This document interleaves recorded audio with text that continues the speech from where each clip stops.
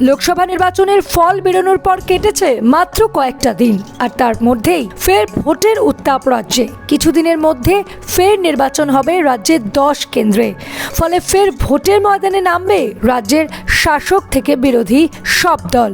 তবে এই নির্বাচন হলো উপনির্বাচন। রাজ্যের 10 বিধানসভা কেন্দ্রে উপনির্বাচন হবে, যা রাজ্যের বিরোধী দল বিজেপি, সিপিআইএম, কংগ্রেসের কাছে রীতিমতো নিজেদের শক্তি পরীক্ষার অ্যাসিড টেস্ট হতে চলেছে। রাজ্যের যে 10টি বিধানসভা আসনে উপনির্বাচন হবে, তার মধ্যে 6টি ছিল তৃণমূলের দখলে এবং 4টি ছিল বিজেপির দখলে।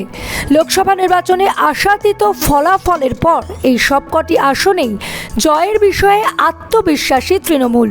অন্যদিকে বিজেপি সূত্র অনুসারে তারাও দখলে থাকা 4 আসনে জয়ের বিষয়ে আত্মবিশ্বাসী।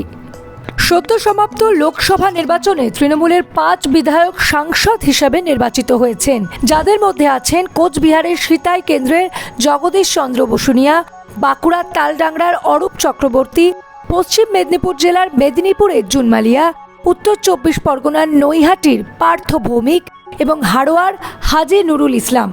এদের সকলকেই বিধায়ক পদে ইস্তফা দিতে হবে। এছাড়া আলিপুরদুয়ারের মাদারিহাটের বিধায়ক মনোজ টিগ্গা আলিপুরদুয়ার কেন্দ্র থেকে সাংসদ নির্বাচিত হয়েছেন, তাকেও ইস্তফা দিতে হবে বিধায়ক পদে। এই 5 কেন্দ্র ছাড়াও কলকাতার মানিকতলা কেন্দ্র তৃণমূল বিধায়ক সাধন পাণ্ডের মৃত্যুর পর থেকে শূন্য। এছাড়া 3 বিজেপি বিধায়কের দলত্যাগের কারণে বাকি 3 আসনে উপনির্বাচন হবে।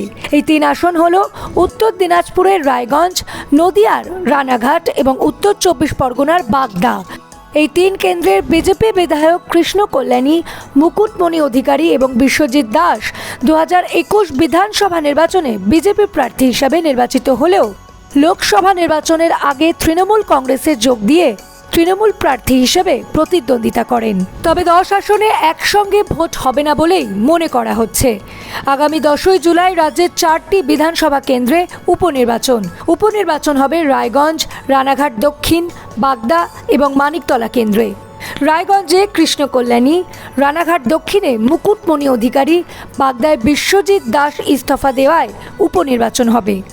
বিধায়ক সাধন পাণ্ডের মৃত্যুতে খালি হয়েছে মানিকতলা কেন্দ্রটি, সেখানেও হবে উপনির্বাচন। উপনির্বাচনের জন্য বিজ্ঞাপন দেওয়া হবে আগামী 14ই জুন। মনোনয়ন জমা দেওয়ার শেষ তারিখ 21শে জুন।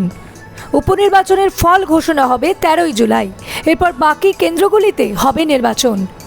প্রসঙ্গত, রাজ্যে লোকসভা ভোটের সঙ্গেই ভগবানগোলা ও বরানগর বিধানসভায় উপনির্বাচন হয়েছিল। 2 কেন্দ্রেই জয় পেয়েছিল তৃণমূল। এবার দেখার রাজ্যে আবার বিধানসভা নির্বাচনে শাসক দল দাপট বজায় রাখতে পারবে, না ঘুরে দাঁড়াবে বিজেপি। বামেরা কতটা শক্তি বৃদ্ধি করতে পারে সেদিকেও থাকবে নজর। Bureau report, revolution Bengal.